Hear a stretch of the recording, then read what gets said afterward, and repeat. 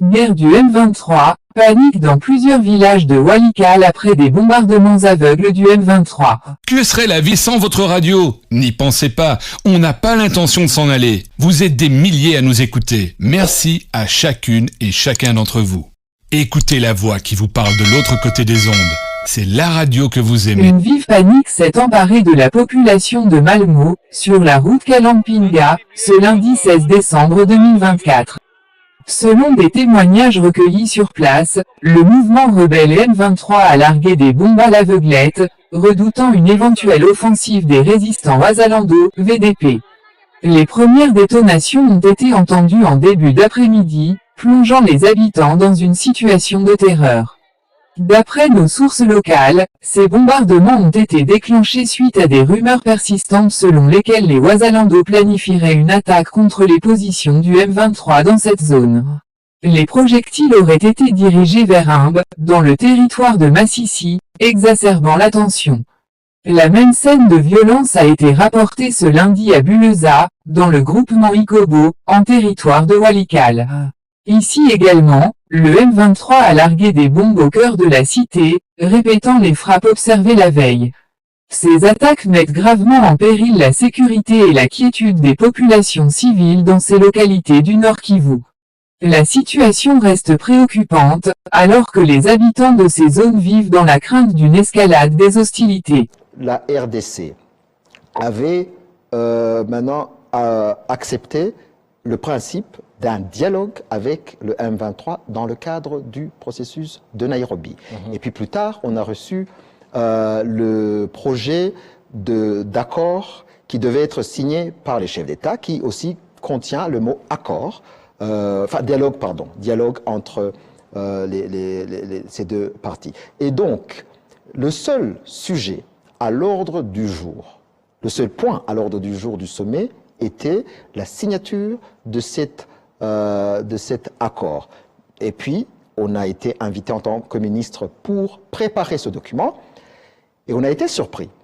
Alors que le gouvernement de la RDC, selon cette communication, avait accepté de dialoguer avec le M23, donc on a été surpris de voir que la ministre de la RDC a rejeté pendant plusieurs heures ce dialogue, le mot dialogue avec le M23, et puis à la fin de la réunion, on a constaté qu'il n'y aura pas d'accord, et puisque c'était le seul sujet à l'ordre du jour, la réunion, le Rwanda a demandé à ce que la réunion soit reportée.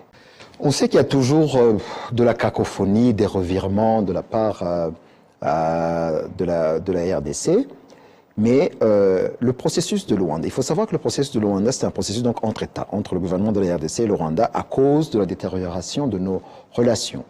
Et ces relations se sont détériorées à cause de trois questions sécuritaires principales, qui sont donc la question des FDLR, la question des mesures, nos mesures de défense, et la question du M23. Les deux premières questions avaient reçu une réponse dans le cadre du concept des opérations, le code NOPS, qui a été adopté par les ministres lors de la 6e réunion ministérielle. Donc on n'en a même pas discuté hier, puisque c'était déjà réglé.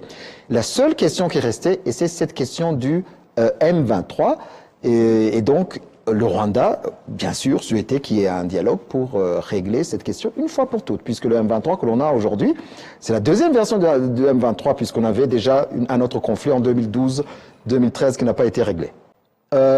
Imaginons dans le meilleur des mondes que le concept des opérations est appliqué, que donc les FDLR sont neutralisés à 100% et que nos mesures de défense levées à 100%. Si la question des M23 n'est pas réglée, bien sûr, elle va continuer à hanter les relations entre le Rwanda et la RDC, puisque de toute façon, la RDC nous accuse tous les jours de soutenir ce mouvement. Et puis, en outre, nous avons au Rwanda plus de 100 000 réfugiés, des Congolais Tutsis, cette communauté que les M23 défendent, qui a été marginalisée, persécutée et qui est victime des discours de haine.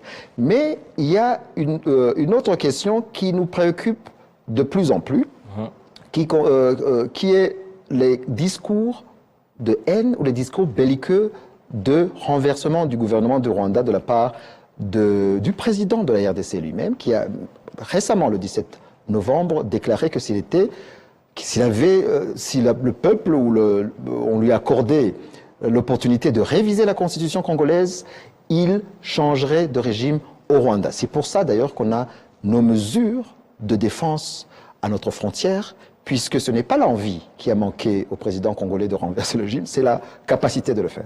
Que serait la vie sans votre radio? N'y pensez pas, on n'a pas l'intention de s'en aller. Vous êtes des milliers à nous écouter. Merci à chacune et chacun d'entre vous.